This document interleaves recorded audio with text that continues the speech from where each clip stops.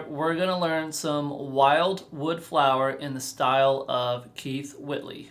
Keith was a legendary country star, singer, and songwriter, but he was also a great guitar player, and he got his start in bluegrass, actually playing with Ralph Stanley and Ricky Skaggs as well. As two young guys, they got their start playing with one of the most important figures in the history of bluegrass music. So Keith definitely knew his way around a flat top guitar. The version that I'm going to talk about is based on Keith's playing from the Second Generation album. And that's an album that he made with Ricky Skaggs when they were just two young guys, I guess after they had been playing with Ralph for a little bit. Now, Keith's version, he's playing out of C shape, but playing all the way up here at the 7th fret, which is something that Maybelle Carter did also later in her career. It's a lot easier on banjo players for sure to play in the key of G, but he's playing way up here. And now you can play up there to match that sound, but we won't need to use the capo. And Keith's version out of C shape combines several different picking styles. There's elements of Carter style, there's some cross picking, and there's some elements of the Shuffler style cross picking as well. George Shuffler was a pioneering guitar player that played in Ralph Stanley's band. So I'll talk through the tune. We'll go over some practice strategies and technique tips, and even go over a few of the licks that you can check out in TuneFox. All right, here we go. I'm going to play through this slowly with a metronome, and I'll count it off. And by the way, this one is going to come in on the and of beat 2. So I'll count off 1 and 2 and 1, da da da da, and those are where the pickup notes come in. I'm going to demonstrate this without a capo. As I said, in the recording, Keith played this with a capo all the way up at the 7th fret, but all the same shapes will still apply. And if you're looking at the tablature, it's going to be, if it says the 2nd fret, you're going to be 2 frets away from where the capo is, okay? So all the same things will apply, but you don't need it if you're just playing by yourself and just learning this tune. However, capoing up really high will make the frets closer together, which can make some things easier to reach if you have small hands or you haven't developed your technique. Okay, here we go. I'm going to demonstrate this slowly, and I'll count off before I start. 1 and 2 and 1.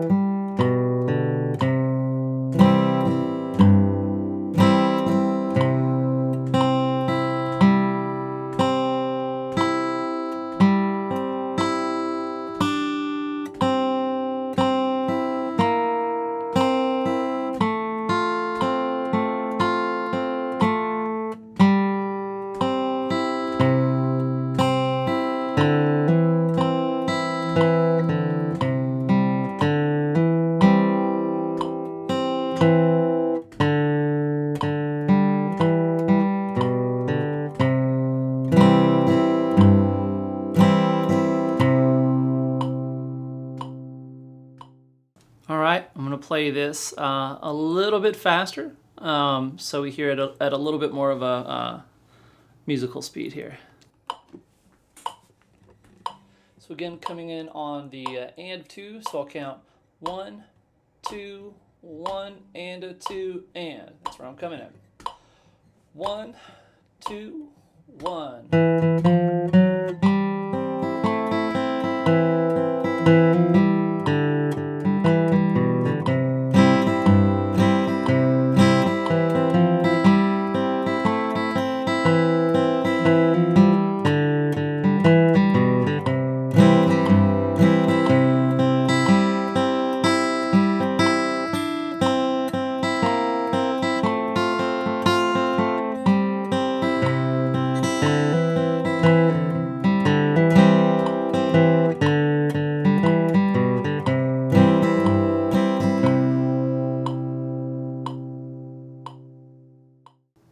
All right, so I'm going to go through this kind of a measure at a time.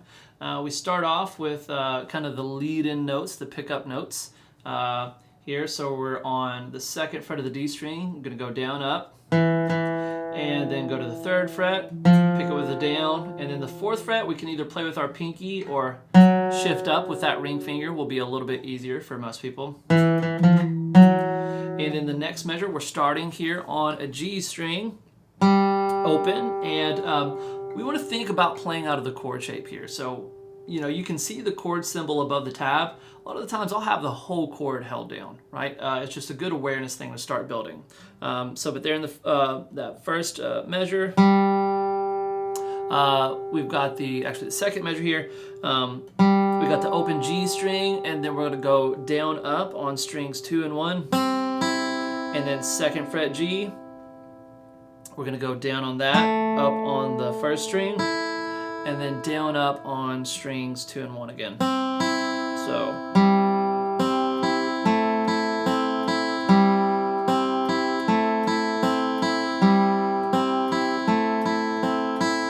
Right, that's measure 1. Use the focus feature in TuneFox. You're going to get the exact same thing like I just did, but you can use the tempo slider to adjust your tempo and listen at a speed or play at a speed that you can handle. Right, measure 2, again, thinking about playing out of the C chord, because I guarantee you, Keith was thinking about playing out of the C chord whenever he made this up, right? He knows the melody, he knows the chords, he's putting them together. He came up with an awesome arrangement that we're learning from, but we can learn from the arrangement if we really look at the tablature with a critical eye and listen with a critical ear. All right, so we're going down here on the 4th string, playing out of the C shape again, then down on the 2nd, up on the 1st, right? And then we've got a hammer-on going 2 to 3 on the D string, and then open G. I'm gonna play that repeatedly, it's good practice.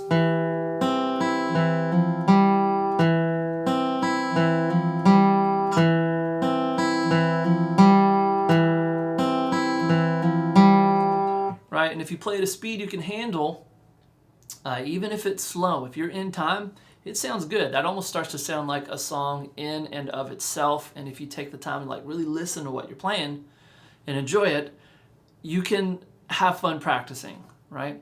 All right, and then here in measure 4, playing out of a G chord, so I'm thinking of this G shape. You know, a lot of the times in the older style stuff, I like to use this G here, middle finger on the A string, ring on the E, or big E, and then pinky on the little E. Just makes the switch from C to G a lot easier. Okay, but the picking pattern in this measure, we're going down on D, down again on D, up on G, and then down on the D string 2nd fret, up on G, and then down on A string 2nd fret, and then up on D, okay?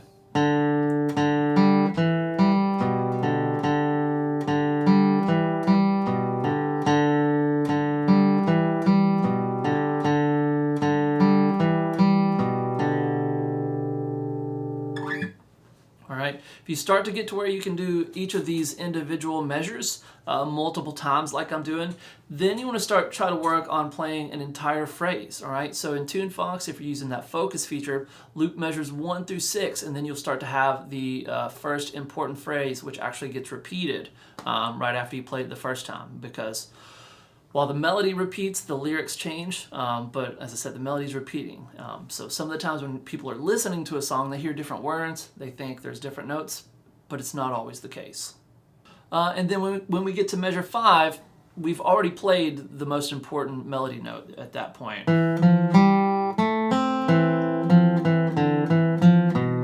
Right, measure 5 is like right where we land on this last long melody note that just, if you're singing it, just gets held out.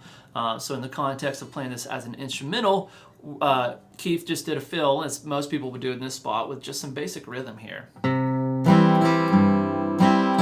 Right, so we're just doing boom chukka with an alternating bass.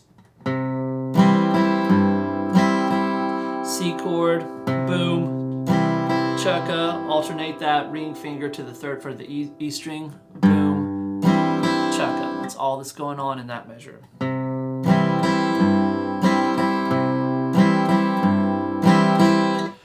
I do need to mention, so this is not a note-for-note transcription of Keith's playing. It's very close, but I sort of tapered it so it would be a little bit more learnable, more achievable for most players. So learn this, and if you hear some subtle differences, try to figure them out by ear. Use a little bit of trial and error. Measure 6, we've got a boom chuck and then 2 lead-in notes, but we're using some cross picking.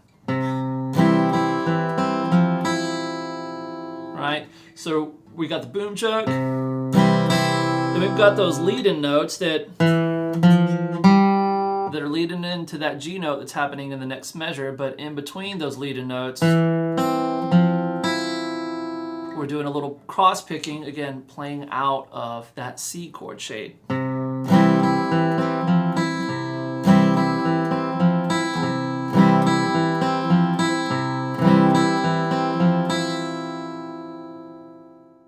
Again, that exact same phrase repeats the way that I've written it out here in the tablature.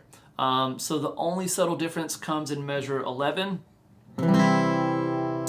Which also is going to start with, that's the point in the melody where we're ending on this long C note, and we're going to start that one with a boom chuck. But then the lead-in notes are just going to be a little bit different because we're leading into a different part of the melody that's in a higher range, so we need some different lead-in notes here. So we've got the boom chuck here, and then we're going to go down, down on strings 3 and 2. And that's leading right into your open E string, right? So we just got a little arpeggio basically happen. Right, that E note's in the next measure. I'm just showing you how the notes in measure 11 lead to that first note in measure 12. So here in measure 12, we've got this little thing here. And it's just starting on this E note, and then we're doing a little rake, right? A lot of people might cross-pick this, but Mother Maybelle definitely had a little rake. 99% sure that Keith is using a little rake here. It's just a very common thing to do. Gets a little bit different sound and a little bit different feel than if we just went down, up, down, up.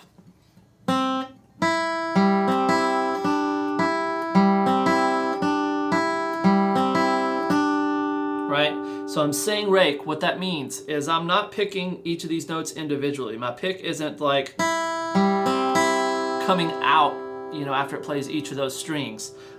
Setting it on the G string, and I'm dragging it, and it's raking right over top of it. It's coming to rest on the B. After I pick the B string, it's coming to rest on the E. And then I play the E string, it just goes straight down. But check out that pick hand action there. That's a rake.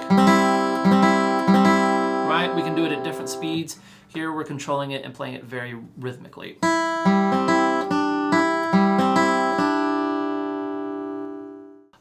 And then in this next measure, we're kind of implying a C7 chord. Right? So I'm going down on the second string and then down up. The up's happening on the little E string. And then down on the 3rd fret G string. That's the note that turns it into a C7, right? You can see where my pinky is and hear that sound. We went from a C, nice pretty major chord, to a funky sounding bluesy chord right there, right? But it's going to lead us really nicely to the F chord that's coming up.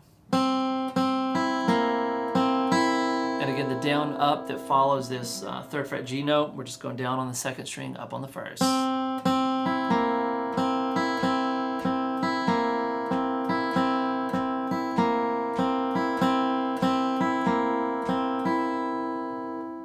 Alright, measure 14.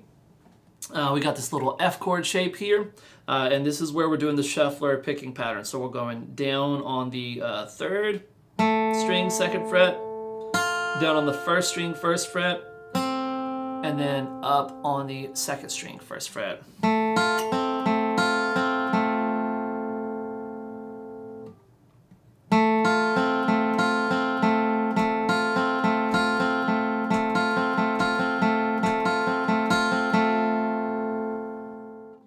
Not much to that one. It's just in this one, when we go down on the third string, we don't want to do a rest stroke there.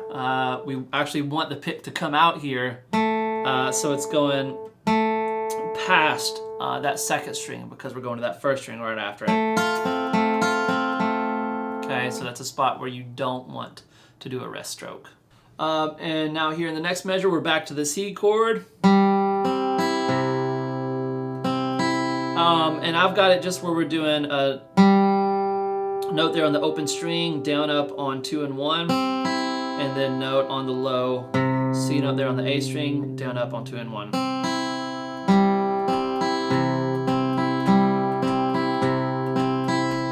But essentially we could also just play the melody note and then do chukka and then boom chukka.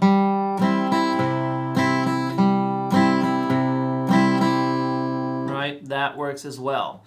If we're hitting the melody, if we're playing some chord notes, it's going to sound good. Measure 16 is a cool one. We're going hammering on from open to second, and then down up on 2 and 1, again holding the piece of that C chord down. And then we're going down up, going from 2nd fret D to open, and then down on the 3rd fret A, and then up on that G.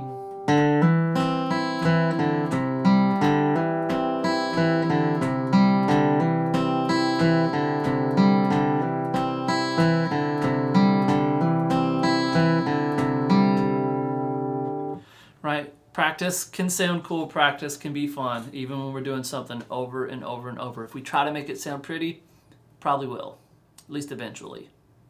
Measure 17, we've got this hammer on into a double stop, and then we're going to pick up on the 2nd string, again playing out of the C chord, and then down on the 2nd fret D string. So the timing's a little bit funky in this one, but it's what makes it signature and cool.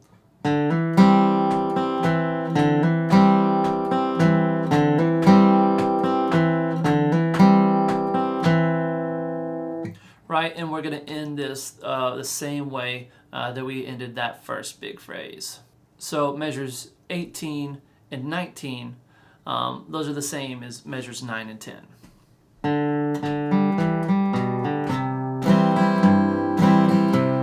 Right, and we're just ending with that melody note there in measure 20, playing that 3rd fret of the A string. And if you're in Tune Fox, it'll loop back around and you'll jump right back into those pickup notes.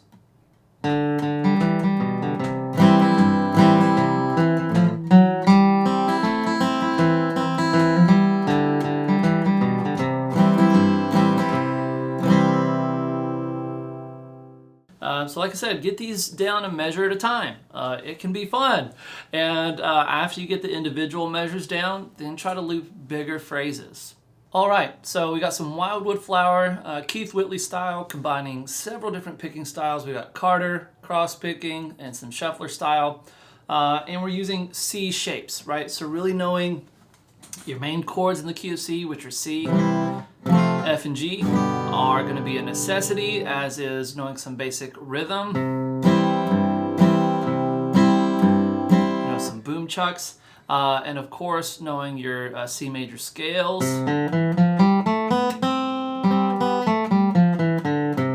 and a little bit of cross picking.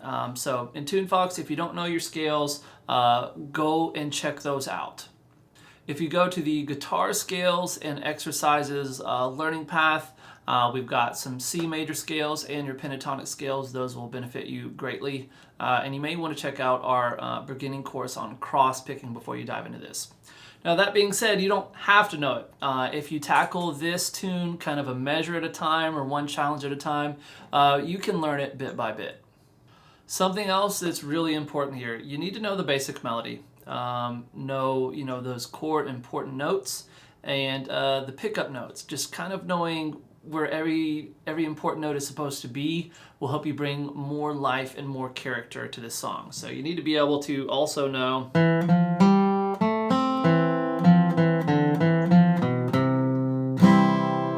right? The melodies are important.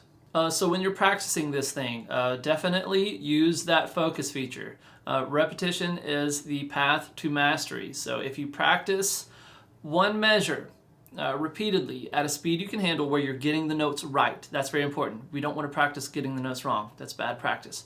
But if you practice at a speed where you can get it right a bunch of times, you're going to start to build up those muscles and good muscle memory, and it's just going to help you become a better guitar player.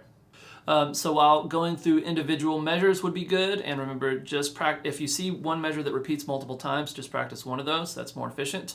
Also, working in phrases is important too. For example, the first 6 measures has an important phrase that's repeated twice in the song. So if you learn just that chunk once, we can kind of divide and conquer and learn an important phrase before we just go top to bottom on the song. And then after that, work on the big phrase that goes from measure 12 to measure 17. So if you work on those phrases, you'll have a big chunk of the song learned, and it's a way to just be a little bit more efficient with your practice time. Something else that's going to be important in this piece is powerful hammer-ons and pull-offs. So we want our hammer-on notes to be almost just as loud as our picked notes. So when you're doing your hammer-on, try to come down right on your fingertip near the fret. And when you prepare it, make sure that both joints right here are still curled, and that we're keeping those curled as we prepare it, and the motion to bring it off of the fret is kind of coming from back here, and we're striking from pretty close, right? My fingertip is not that far from the string. So I like to think of it like a snake strike, and we're just a short, really quick movement to get that powerful hammer-on. Pay attention to the pick direction markings in the tablature. For most of the time we're cross-picking, which means we're kind of alternating our downs and ups. But there's certain spaces where there's like a long note where we might want to have 2 downs in a row or 2 ups in a row. And it's all because we're trying to keep, usually, down picks on down beats and up picks on up beats, okay? The one time we break that in here is when we go to this shuffler style picking pattern that happens over the F chord, where we go down, down, up, right? So that's a unique picking style pioneered by George Shuffler, who played with the Stanley Brothers, and it creates its own unique rhythmic feel. It can make some cross-picking easier because we're going, since we're picking this note on the higher string with a down, and then the next one we're going to is below it, we get 2 downs in a row.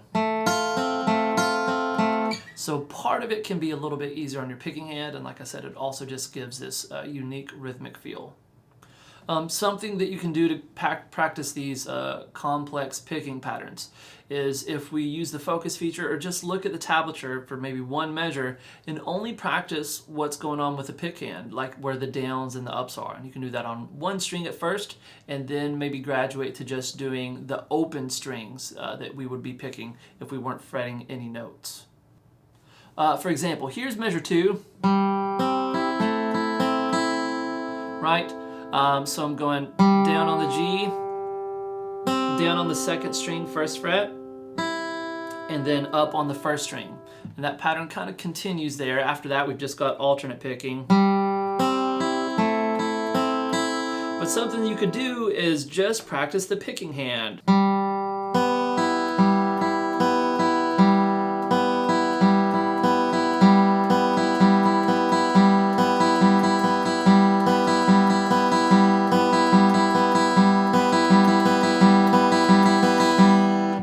And gradually increase your speed, and then we tackle one hard thing at a time. We worked on the picking hand, we got that better, and then we would try to add in the fret hand with it.